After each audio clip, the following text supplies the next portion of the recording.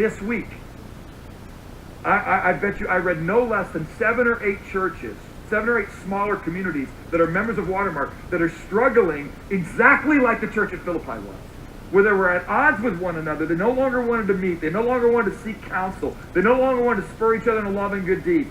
I read a number of them where it wasn't just, fortunate and fragrant. It was Adam and Eve, couples that are members of Watermark. They were like, I'm sick and tired of this. I think I'm moving out. I'm not going to love you the way Christ loved the church. I'm not going to stick in for better or worse, sickness and health. I'm going to bail.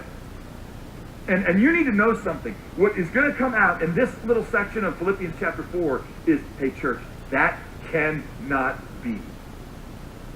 The church has made a big deal about how we can't have same-sex marriage, and rightly so, because this book says that we shouldn't have same-sex marriage. The book has said that God created marriage to be a blessing between one man and one woman, but with the church, the Big C church has failed on for years, for decades, and the homosexual community, the LGBTQ community has rightly criticized us as, you guys say you care about marriage. You don't care about marriage.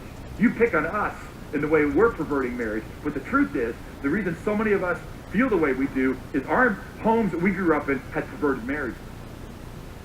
That's not the only reason they would claim, but they would say a lot of us had moms and dads that went to church, and we didn't see the love between them. They had this no-fault divorce, and the church never said anything about it.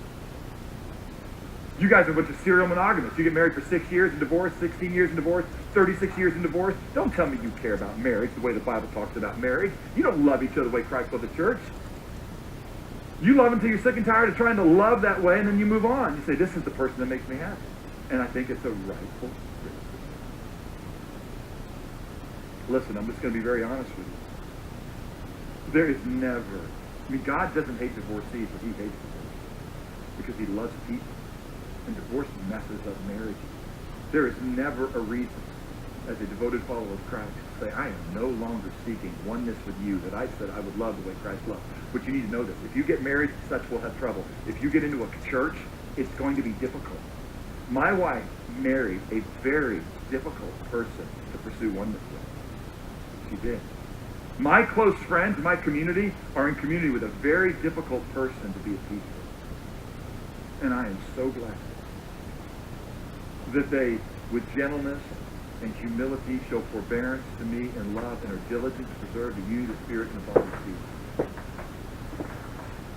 The Scripture says, as much as you're able, be at peace with all men. The Scripture says that this is a big deal. What you're going to see is he's going to call in the whole church to get involved. Working through conflict is an all-hands-on-deck, job number 1, highest priority event that every partner in the gospel mission ought to be partaking in.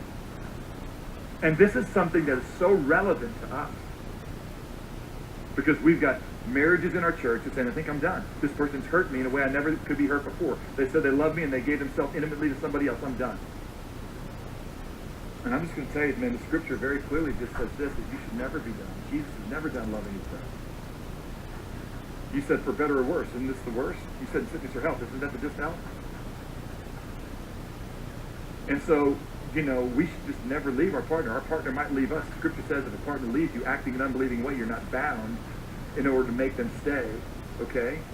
But, man, Scripture then says be single or reconciled. Look for them to come home. Now, look, that's a hard teaching, isn't it?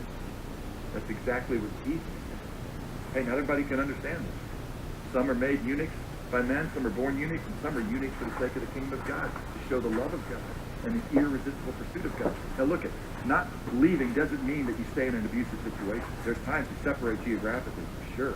You don't keep yourself in danger's way. But everything you do, you say, man, Lord, what God has joined together, let no man tear apart. We've taught before what to do if you've made that mistake. God doesn't hate divorces. He hates divorce because he knows that divorce doesn't kill. But divorce doesn't you.